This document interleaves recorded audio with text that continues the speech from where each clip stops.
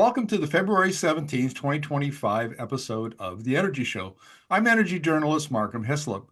Now, we don't normally do a lot of politics, but this time we're going to be talking with Louis Krashinsky of the University of Toronto. He's from the political science department. And we're going to be talking about this idea, this threat of US President Donald Trump to annex Canada and make it the 51st state. It's a hot topic in Canada, and I want to talk to an expert. And so, welcome to the show, Louis. Good to see you. Thanks for having me, Markham, and good morning. I know it's early for you in Vancouver right now. Oh, I get up at 2 in the morning to do this kind of show. I'll tell you, here's what's fascinating to me is you do comparative politics in Canada and the US. Mhm. And on our shows, and which includes our Energy Talks podcast, we talk to experts. That's what we do. And so I'm very curious to know what you think of the validity of Trump's threat. Should Canadians take it seriously? Yeah, so I think in the sense that because he's the president of the United States, you have to take everything he says seriously. He's got the most important job in the world, and anything he says, can have shockwaves through the rest of the world. So we do need to take what he says seriously. Now, knowing Trump, we've seen in the past he can change his mind on a dime, right? We saw there was a very serious threat of tariffs. They were going to go into effect, and then, he delayed them 30 days. So we're constantly going to be living in, I think a world of uncertainty of, will he, won't he, inflict serious economic pain on our country. Now, in terms of the annexation question, which is obviously the big concern on the top of minds of most Canadians right now, I think we need to think carefully a little bit about what he says and, not underweight it, not think that it's not a big deal, but we also have to have, some confidence in ourselves as a nation and know that there's, you know, very limited to zero interest among pretty much most Canadians to, become the 51st state, right? Now, if you listen to actually what Trump says about how he's going to force us to the negotiation table on this, it doesn't make a whole lot of sense, right? Like, it's not a threat of military power, it's the threat of economic power. It's the idea that he's going to inflict so much damage through instituting tariffs on our country that will be forced to the table to become the 51st state, or it's, in our best interest because we need, the US protecting us, for our security interests and that we have no, working military now. So the plan itself doesn't make a lot of sense. I don't really follow Trump's logic over how that's going to drive Canadians to the table. We can see it in our reactions to really anything that I don't think there's any Canadians who are particularly sympathetic to that idea right now. Well, this is really interesting. In various shows, we've explored the structure of the integrated oil and gas system between Canada and the US. I Mhm. mean, it is tightly integrated and it was designed that way 50, 60 years ago and has been built up that way over that period of time. And here's the thing that comes out of our analysis. The Americans are actually far more dependent on us as a supplier of heavy crude than we are and on them as a customer.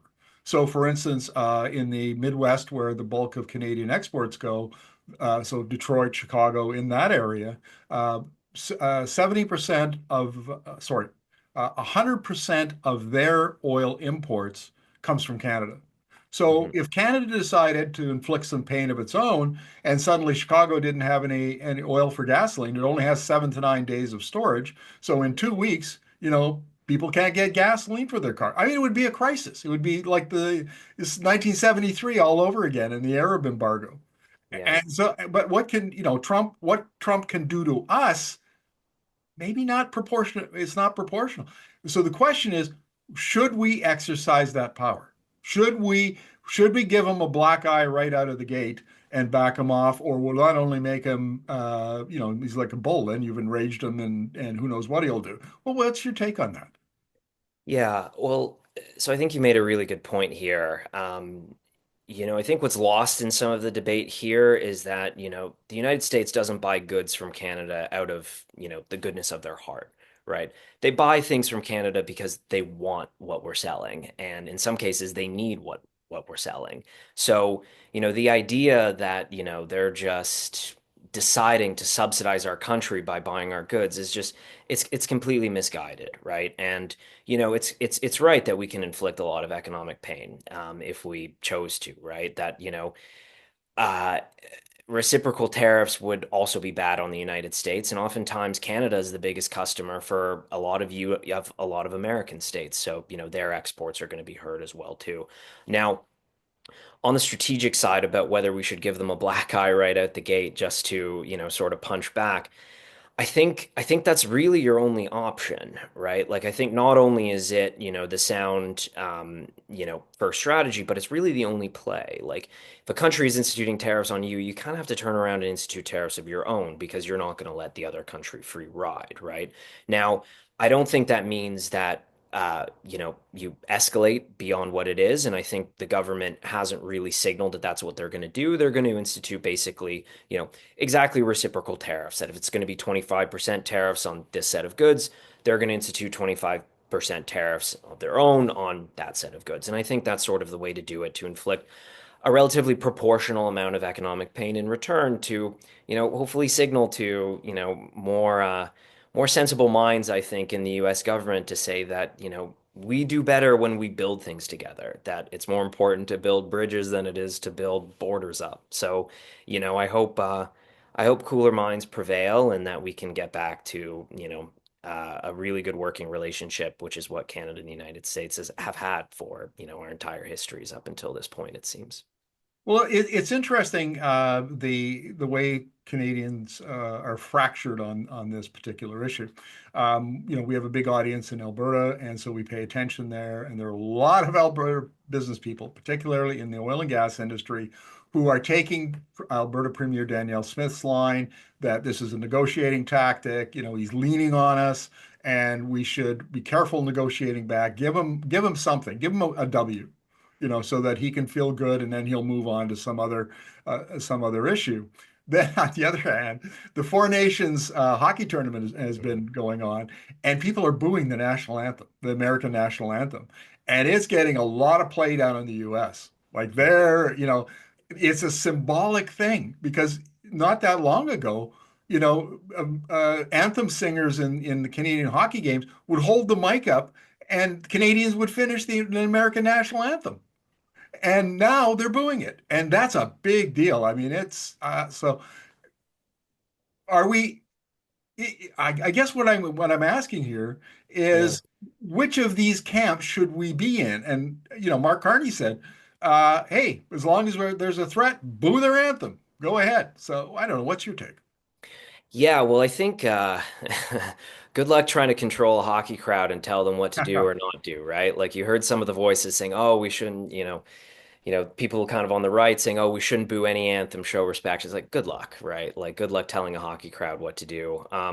It's not lost on, a lot of people that this is all in Montreal that it's happening. This is a place where the Canadian anthem used to be booed. And so it's really an incredible turn to sort of see how much Canadian pride and how much, sort of Canadian nationalism is coming out of this. And I think in terms of what to sort of think and to give Trump a win here, as sort of a negotiating ploy. I'm just not. I'm not really sure I see how that, is going to be successful for us, right? Like, so if you look at the response that the Trudeau government had already to the initial threat of tariffs back in January, spend over $1 billion on, beefing up our border security to basically fix what's essentially a non-existent problem, which is the flow of fentanyl from Canada to the United States. By all accounts, it's an absolutely minuscule amount of fentanyl that's crossing the border from Canada into the US, an even smaller amount of illegal migrant crossings between Canada and the US, right? This is maybe, too niche, but I actually just filled out my Nexus application the other day and took a trip down to, the Fort Erie Buffalo crossing and had a discussion with one of the Canadian Customs Guard. And, she sort of said, yeah, the exact same thing, that I'm not really sure what they're talking about in terms of this being an issue at the border, right? I hope I don't get them in trouble for disclosing that we talked politics at the Nexus interview. But so, when it comes to the Four Nations tournament, I mean, I think this really is, a moment where we're seeing a lot of people, showing how proud they are to be Canadian, showing that, they have no interest in being, the punching bag for Donald Trump and for right wingers in the United States, and showing that, we should have faith in ourselves as a country that, we build things that the world needs here, that, we have a vibrant economy, we have a vibrant culture and society, and something we should be proud in, and that, we're not just the 51st state with, a governor in charge of us. Well, all of this outpouring of patriotism in Canada, and I'm seeing Canadian flags all over the place, Yeah. has affected the Liberal leadership race, and particularly the front runners, Mark Carney, who's the former Bank of Canada governor, former Bank of England governor, and Chrystia Freeland, who was the former finance minister until recently. But I got a Nanos poll in my inbox today that I want to share with you because for a long time now, the Liberals under Justin Trudeau were in the like 25% Yeah. range. But today, according to Nanos, the CPC are at about 38.3%. The Liberals are at 30.1%. The NDP at 16.4%, Bloc at 7.8%, Green Party 4.8%, and People's Party 2.0. That seems like a remarkable reversal of fortune for the Liberals. In fact, the Yeah. Liberals, you could argue, have momentum now Yeah. instead of the CPC.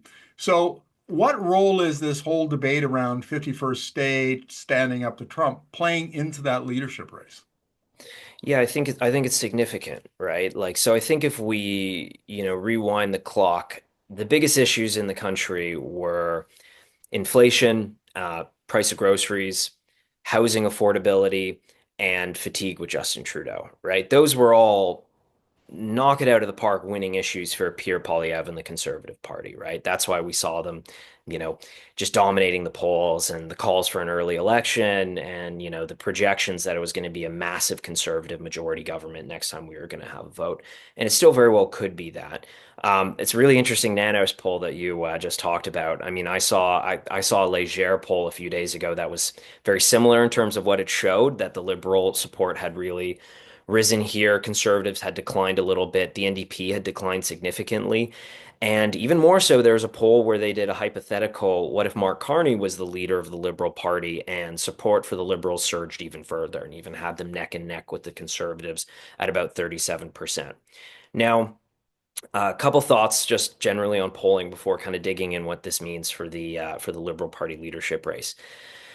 I think I'd always, caution people don't read too much into a single poll. Polls change. Just look at what we're having now, right? Like if you, called what the election was going to be 12 months ago, be in a very different picture right now today. The other thing is that how Canadians are gonna, think how Canadians are gonna respond to polls is going to be really different in terms of how much they're actually thinking about politics at a given moment, right? So for the past 18 months, we haven't been in an election. People have been tired of Justin Trudeau and they've thought, hey, this Pierre Poilievre guy doesn't sound too bad. I think he's our guy. But now that, politics is picking up even more, that we're now talking about, a very salient issue with the United States, people are paying attention a lot more and putting more thought potentially into, which party they're going to support in the next campaign. And so we're seeing some really big shifts. Now, so what it means for the liberal leadership race, that this has really become the number one issue. And you're seeing a lot of the candidates really position themselves on this issue in terms of what their response is going to be. You're seeing, Chrystia Freeland saying, I'm going to stand up and I'm going to fight for Canada. You're seeing Mark Carney talk about what his response is going to be to Trump and what his response is going to be to, removing internal trade barriers and establishing more reliable trading partners abroad.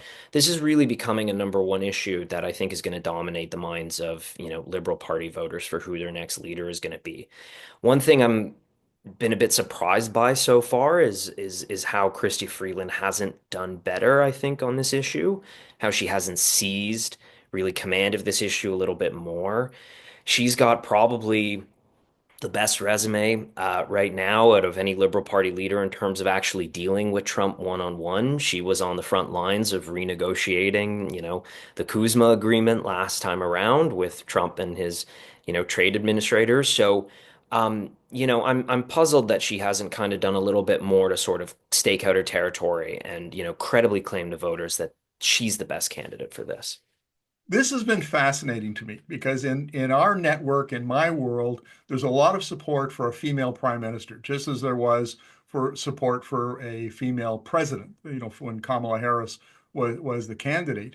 And those same female voters who were saying, look, this is a qualified woman, she's smart, she's experienced, and she should be a credible candidate, are now saying, you know what? Maybe she doesn't have the royal jelly. Maybe she just doesn't kind of have it. And Yeah. who best to stand up to Trump? And I think in that sense, Carney comes across as almost a prototypical politician. He's patrician, he's got the gray hair, he's got the resume, the way he speaks, I mean, he's the kind of guy that you can imagine sitting across from the table and holding his own against Trump or Yeah. a little more than that. And I think that very surprised how the female voters that I know have arrived at that conclusion and softened any support they might have had for Freeland. Yeah. I mean, I think that's probably a big question that a lot of people in Christy Freeland's camp are asking right now. I think we also can't undersell how popular Mark Carney is and how good of a story he has to Canada, right? Like this is someone who was born in the Northwest Territories, who grew up in Edmonton, Alberta, the son of two school teachers, who then goes on to, maybe not star, I think he was the backup goaltender, but the backup goaltender at Harvard, and then, going to Oxford on a Rhodes Scholarship before, a long, successful career in finance and central banking. So he himself has a lot of appeal. I think Chrystia Freeland's challenge going into this too was always, can she sort of thread the needle between running as the experienced candidate, someone who, knows how to do the job and someone who's got the credentials of being a good politician and knowing what Canadians need, but then also being enough of an outsider to say that I'm going to be different from Justin Trudeau, right? And I think that's something her candidacy has sort of struggled with that even though she had a very, public break with Justin Trudeau back in the late fall 2024, that, she's really seen, I think, by a lot of voters as the heir apparent, that she's someone who, really was, Trudeau's right-hand person for, many years, was, finance minister for many years, deputy prime minister and foreign affairs minister before that, right? So this is someone who I think is, has a little bit of trouble in terms of breaking with the sort of anti-incumbency bias that we're seeing not only in Canada right now, but countries across the world, right? And I think that's something that Kamala Harris, speaking of her, she struggled with as well, that she kind of had a very tough challenge in terms of her candidacy of saying, I'm going to be I have experience, I'm the right person for the job, but then also breaking with Joe Biden, which I think in the minds of a lot of voters she wasn't able to do.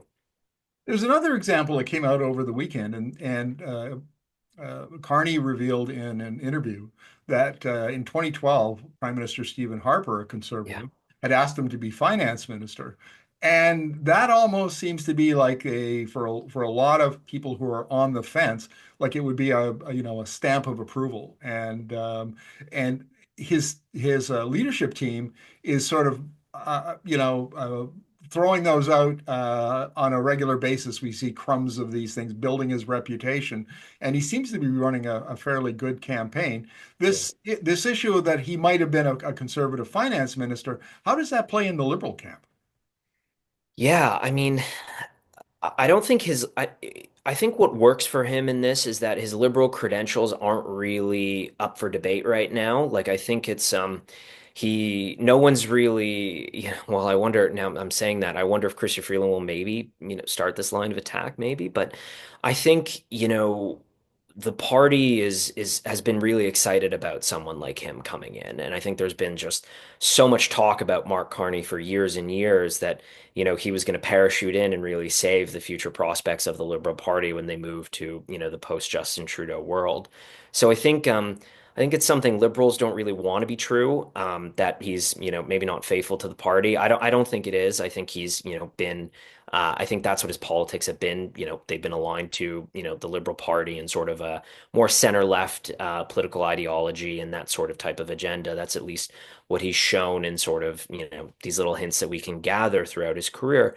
Um, but what I think how it does help him is it really signals that this is someone who has very wide credibility, someone who's, viewed not only by liberals as being a good leader, but someone who back in the day was viewed by conservatives as someone who, they wanted in office to, help their own government, right? And Stephen Harper is still extremely popular among conservative party voters, right? So, you know, this might maybe peel back a few more moderate conservatives in the election, who maybe are a little bit off put by some of what Pierre Poilievre is saying. If he's sort of run too far to the right for, maybe some of those old progressive conservatives in Ontario and elsewhere who sort of don't really like the direction of this of the way the party's going, but didn't feel home under Justin Trudeau. Maybe Mark Carney will appeal to a few of these voters. Yeah, let's talk about Pierre Poilievre and the Conservatives. And there's been a lot of talk about how Trump is actually a liability for him. Uh, Poilievre over the last 2, 3 years has definitely appealed to that populist crowd in the Mhm. Conservative Party. He's made all, he was famously photographed bringing donuts and coffee to the convoy protesters in Ottawa during 2022, and that really worked for him for a long time. I mean, his star was on the rise, even though, interestingly, pollsters like David Coletto at Abacus Data consistently showed that he didn't have a great likability Yeah. index. People personally didn't care for him that much, but they liked his message. They were tired of Justin Trudeau. And isn't it true? In Canada, we don't elect governments, we throw out governments. And he was kind of surfing that wave. And then all of a sudden now, poof, his fortunes have changed. So what was his strategy? And what does his strategy look like going forward now that the game has changed? Yeah, well, so one of those kind of the traditional conservative playbooks is always, run further to the right to win the leadership, and then, in the actual national election, then sort of track back to the center to try to appeal to more voters. We've seen that before. That was really Andrew Scheer and Aaron O'Toole's playbook, and then, then it didn't really stick, when it came time to the election. So Pierre Poilievre, I mean, it's kind of too soon to tell what he's going to do in the actual electoral campaign, whether he's going to sort of track back to the middle and, sort of disassociate himself with those members of the conservative coalition on the far right, like, the people with the F Trudeau flags on their truck and, people who are veterans of the freedom protests in Ottawa during COVID. So it remains to be seen sort of how he's going to play that. Now, in terms of, the moment we're in now with, the threat of U.S. tariffs and what this means for our country and the threats of, 51st state and, economic annexation, whatever it is. So I think this is bad for Pierre Poilievre because I think, this is his brand of politics, right? This is what, in some ways, he's been trying to model and, you know, kind of show himself to be, right? Like the point you just made, Markham, in terms of, this is kind of his populist appeal that we're talking about here. But, a lot of Canadians are now going to associate that with this is the same type of brand of politics that's, saying despicable things about our country and saying that, we should be the 51st state, right? So I don't think it's going to help him. I think we're already sort of seeing early signs that he's trying to distance himself from Trump. He himself has talked about how, we have to fight back against, tariffs from the US. And I think he's going to start saying more of that. Um, but we'll just sort of have to see kind of how it plays out in terms of an election campaign and what Pierre Poilievre chooses to do and what track he takes. One of the things he's done over the years is ally himself with Alberta and now particularly Danielle Smith. They describe themselves as friends and sort of think alike. And Smith is under a lot of pressure, a lot attack in Canada because all of the premiers except her, and I guess Scott Moe in Saskatchewan, but there was a Team Canada approach. Even Doug Ford in Ontario was talking about how we have to hit back, even though it's going to hurt That's just the nature. That's we're in a fight. You're going to take some blows, and we should all be in having each other's back. And Smith, on the other hand, has is bragging about her, uh, you know, her diplomatic efforts down in Washington, and she was photographed with Trump at a Mar-a-Lago event, and it seemed, is that going to be a millstone around Poilievre's neck, that close relationship? Because it's very hard to unwind the perception of that in a short period of time, and given that we probably are looking at an election in the not too distant future. Yeah, I think it will hurt him. I think, to maybe we're overplaying the hockey metaphor so far in this interview, but Canadians want someone who's on the team. They want someone who's on Team Canada, not on, a different team. And I think Danielle Smith going down to Mar-a-Lago just to, take a photo with Trump and, going down to Trump's inauguration to sort of, kiss the ring and just be present there and, align herself with that politics. I think that, put a lot of Canadians off. Even Albertans, I would imagine, have, not a good taste left in their mouth from seeing those images of their premier going down. So I think that is going to hurt Pierre Poilievre. The other thing I should mention, and this is, a result from my research, is that national pride in Canada, the idea of national identity and feeling that being Canadian is something important to you, it means something very different for our politics than it does in the United States. So, something that I found in my dissertation. So, if you do a survey of American white working class voters across the Midwest and you ask them, how important is being American to your identity? The people who say being American is much more important to my identity, they're likely to be Republicans, right? And that shouldn't be surprising to us. Republicans are the flag waving party. They're the party of military and pride and patriotism in the United States.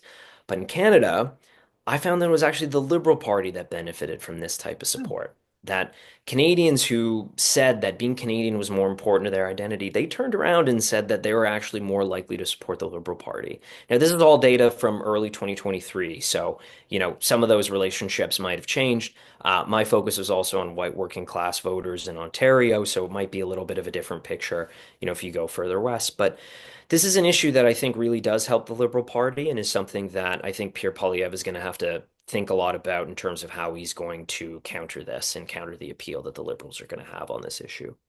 Yeah, I've been around long enough that I've seen enough of these waves of patriotism. And in the United States, it seems like there's just a lot of flag waving is institutionalized.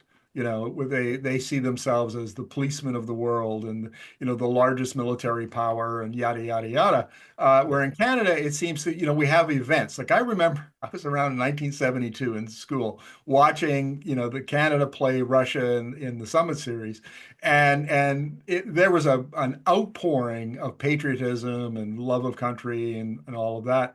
And it seems like, and then it dies down, and we're just quietly Canadian, and then something else will come along, and it comes back to the surface. And that's what this event, that's what Trump seems to have done here, is make Canadians really mad. I mean, Yeah. I'm as shocked by the amount of people, in my network and what I'm reading on social media and elsewhere is this, how dare you?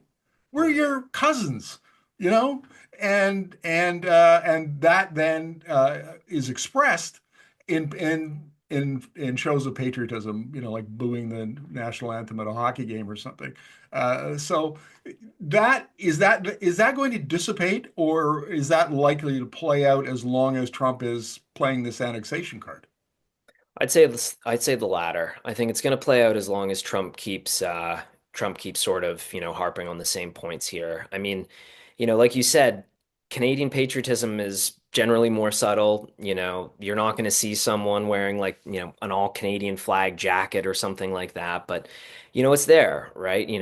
Most people will have a maple leaf on, something or other on their house. Maybe it's a flag, maybe it's just a piece of clothing, and I think you'll get a much more visceral reaction from a Canadian, abroad if someone calls them an American, right? Like that's when you feel Canadian patriotism when someone just says, "Oh, what part of the States are you from?" Right? That's something I've had to deal with a lot living in the States for the past 5 years up until this past August.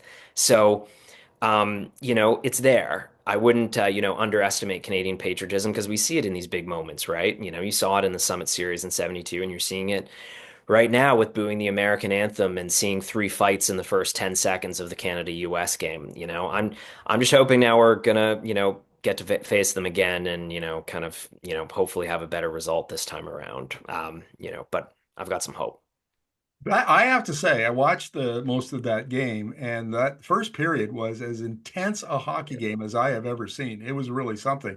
And watching people, follow it on social media and respond, the patriotism and the dislike of the Americans was fairly intense. Now, I meant to ask you something earlier, but I would like to ask you now, and that is the mechanics of annexation. Like, what is annexation? What does that mean?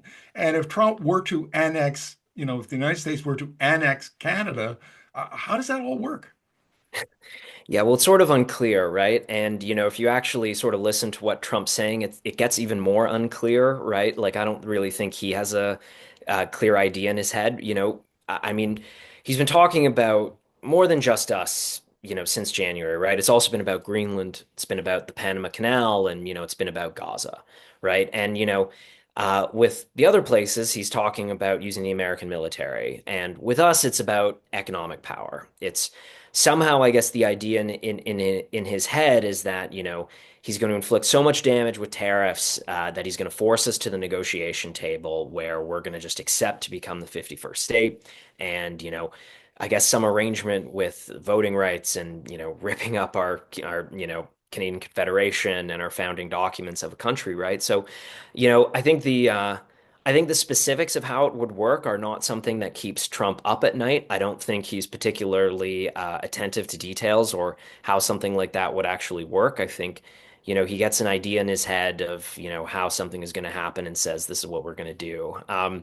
But yeah, I mean, unclear how it would actually go about. And I think in practice, I don't think we're going to find out. I think Stephen Harper, actually kind of you know, spoke quite well on this topic when he sort of said, if his choice is between, even an impoverished Canada but a sovereign Canada, that's the Canada he's going to pick. And I think, that's going to be the line adopted by a lot of other politicians that, we'll take the short-term economic pain if it means preserving, us as a country. I don't think there's any politician who's going to make that trade.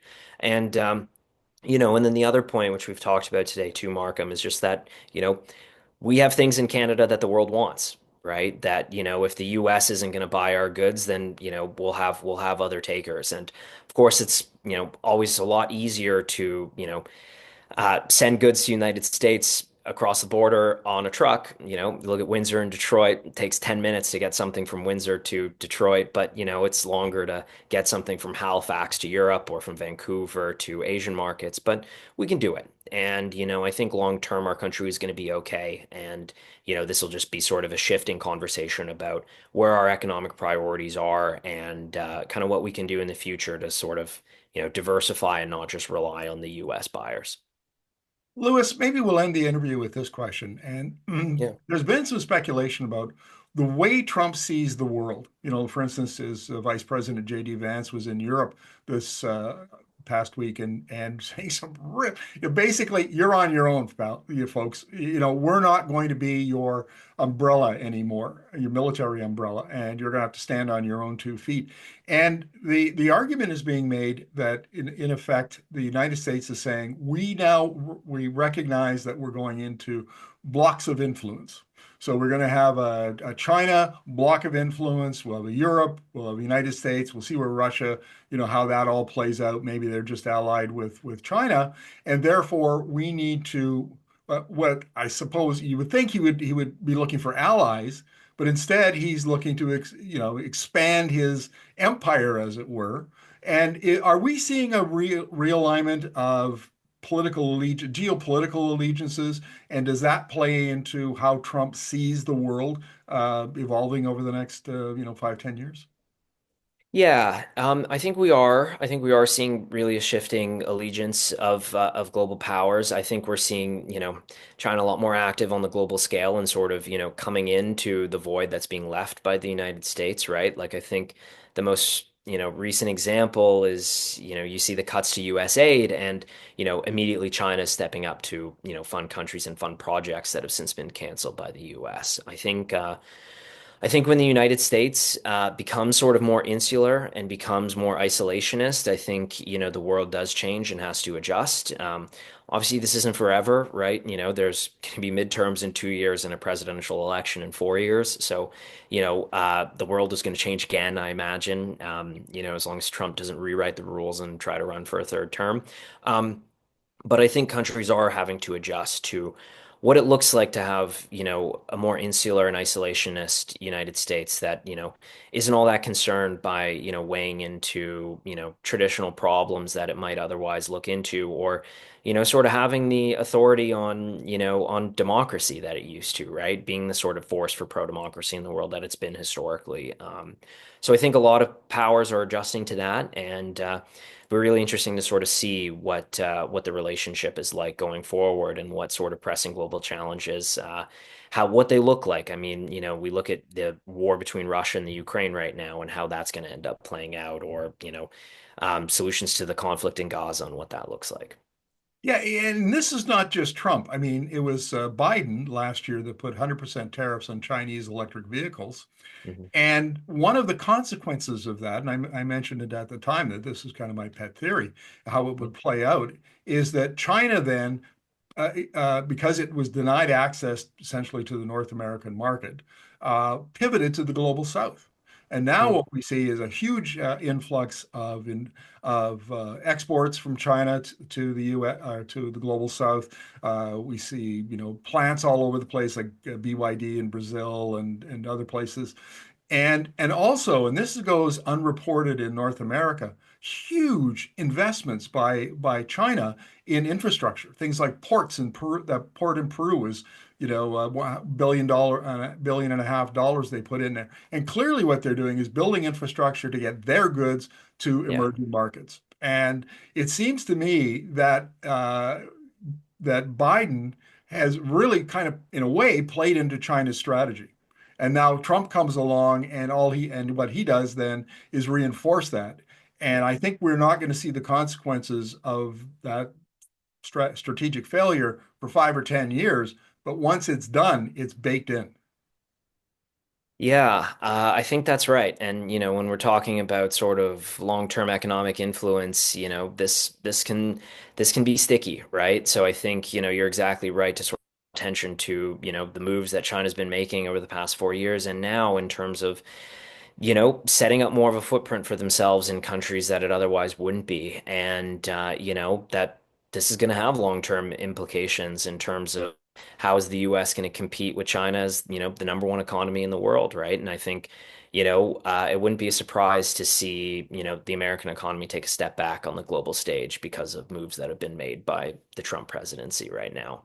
And I think, going even a step further, beyond the relationship with China, we're going to see the United States pull back from a lot of other trade relationships, I'd imagine. And, that's just going to hurt their own country, right? That's going to hurt their long-term competitiveness and what it actually looks like for the United States economy going forward.